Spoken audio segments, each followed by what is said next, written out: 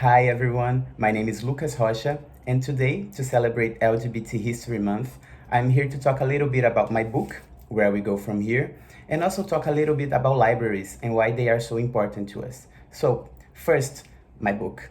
This is a book that sets in Rio de Janeiro, Brazil, the city that I was born and raised, and follow the lives of three main characters. We have Ian, we have Enrique, and we have Victor. At the beginning of the book, Ian just found out that he has HIV now, and he doesn't know what it means to be an HIV positive person in the 21st century. He's very afraid of his diagnosis. He doesn't know very much about HIV or AIDS or how to be an HIV positive person. And he has a lot of fears, he has a lot of questions, and he begins his journey doesn't understanding very much what it means to be an HIV positive person. And during his early treatment, he met Victor, who is also at the clinic where he does his tests. And Victor has other implications in his life because he doesn't have HIV, but he has a relationship with Enrique, that is the third character of the book. And Enrique has HIV for 3 years now, and he's undetectable, but he has other questions in his life. For example, he doesn't believe in love anymore because every time he tells someone that he has HIV, this person walks away from his life. And he wonders if Victor will be another one of them. So this is a story that talks a lot about HIV, a lot about treatment in Brazil, a lot about how do we treat HIV positive people and the misconceptions that we have about HIV. And it's a very fun book. It's a very light book besides his theme. It's a book full of parties, a book full of drag queens, and a book full of love and friendship and everything that life is supposed to be for any people, no matter what their status. So books like this and like many other books are so important to be on libraries because sometimes we don't have the information in the proper vehicles. We don't have the information that we need spotted on TV, spotted on radios, spotted in schools. So the libraries have this autonomy to be full of different voices and full of different types of narratives. And it's places that are safe for people and are places full of magic and full of information and full of different choices for everyone to be around.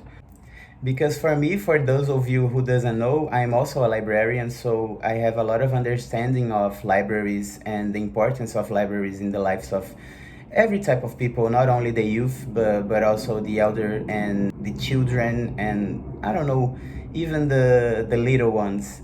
Libraries are so important for every one of them. So I'm very happy that books like mine are available in libraries, not only in the UK, but also in the United States, here in Brazil, where I lived, because they are very important and sometimes they are the only vehicle of proper information that some people might have. So to wrap it up this video, I want to share a little bit of my book, so I will read a few pages of it. Chapter 1, Ian. The first step is admitting to yourself that, no matter the outcome, life goes on. The clinic is packed with people walking in every direction. To the left, a child is running in circles while an exhausted mother tries to calm her down. To the side, a man in his 70s rocks back and forth on a cane, refusing every courteous offer of a seat. A little farther down, the door to the one of the exam rooms is ajar, and a doctor is scanning a medical chart for information, while a woman sitting across from her waits anxiously. To my right, a tall guy with a blue streak in his hair is staring at his phone, his foot tapping as nervously as mine, and I can tell that even though he's looking at the device, he's not paying the slightest bit of attention to it. And in the middle of all his hubbub, of doctors and nurses walking this way and that, of people dissatisfied with the long wait time for appointments and a dusty fan that makes more noise than ventilation, I wait. Ian Gonçalves, a woman with shoulder-length blonde hair and the coldest blue eyes I've ever seen, looks at me. A folded piece of paper rests in her hand as she closes the door to the lab behind her. She has wrinkles that she's probably tried to cover up with Botox injections, and the full lips of someone who's trying rejuvenating fillers. And there's a gold necklace with a heart-shaped pendant hanging from her neck. I pressed my finger against a cotton ball that absorbs a drop of blood. I had to come back in for a second rep HIV test because they told me my blood clotted the first time and they needed another sample. And asked myself if those cold blue eyes bring good news or bad.